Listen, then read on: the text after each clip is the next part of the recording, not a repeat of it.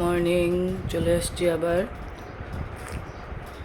পকড় করতে, যেহেতু কালকে কোনো কিছু ভিডিওস আপলোড করিনি, যেহেতু হাজব্যান্ড নেই ঘরে, ও গেছে একটু কাজে, বাইরে গেছে।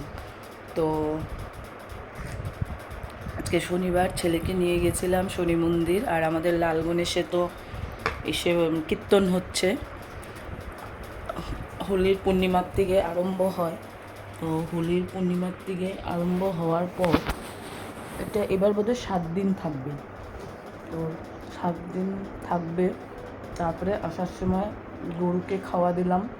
গরু খাওয়া দিয়ে আমাদের, যেহেতু এখন রাস্তাঘাটে তো গরু দেখা যায় না, তো আমাদের এখানেই নেতাজি পথে গরু আছে, যে পালিত বলে যে বলে, পালিত নাম ফেমাস কলোনি বাজারের ওরা। তো ওদের গরু আছে 3টা। আর গরুগুলোকে মানে বলার মতন না, রোজ হাজব্যান্ড ওদেরকে মানে যায় দিতে, খাওয়া দিতে যায়।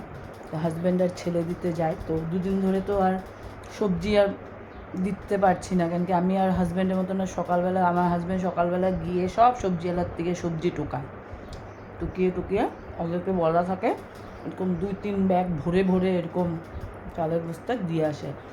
তারপরে রুটি। তো কালকে আমি গেলাম, গিয়ে রুটি দিলাম। এটাতে খুশি না, কেউ গেলাম রাগ হয়ে গেছে, হাউ হাউ করছে। তো আমি বললাম, রে বাবা, যাদেরকে যে সবজি দেয় সে তো নেই, তো আমি তো এখন কোথার থেকে সবজি পাবো? তো আমি এই দেখ, এই রুটি তোদের জন্য এই কয়দিন রুটি খা, যতদিন পর্যন্ত তোদেরকে সবজি খাওয়ানোর মানুষ না আসে। তারপরে চলে আসলাম আস্তে আস্তে আস্তে বাড়ির সামনেই, মানে গলিতে ঢুকবো এরকম টাইমে যেই সবজিওয়ালার থেকে আমার হাজব্যান্ড সবজি আনে, উনি ফট করে ডাকলো, এই শুনো শুনো শুনো করে। আমি হ্যাঁ কী হলো?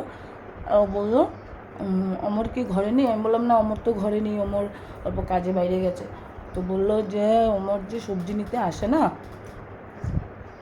কালকেও সবজি রেখে রেখে ফেলে দিলাম, পরশুও ফেলে দিলাম। তো আর আজকে যখন এরকম বড় বড় 3 ব্যাগ, তো আমার দ্বারা সম্ভব না 3 ব্যাগ আমি হাতে নিয়ে যাব করে। তো কী করবো? তো আমি বললাম, দাঁড়াবো, আমি নিয়ে যাচ্ছি।